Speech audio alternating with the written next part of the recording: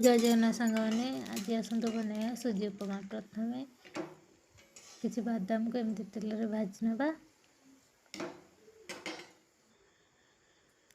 तापर किसी जीरा सोरिष किसी कटा प्याज को ऐड करिया, किसी कंचा लंका काटिक पकेबा। एपटे आम काटिक रखते आलू गाजर बीन्स सेगुड़ी प्रथम आम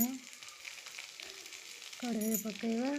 तापर हलदी स्वाद अनुसार लुण देवा, ताको एपरी भाव टिके गोलाई किसी समय घोरणी दे सिझापी छाड़देवा।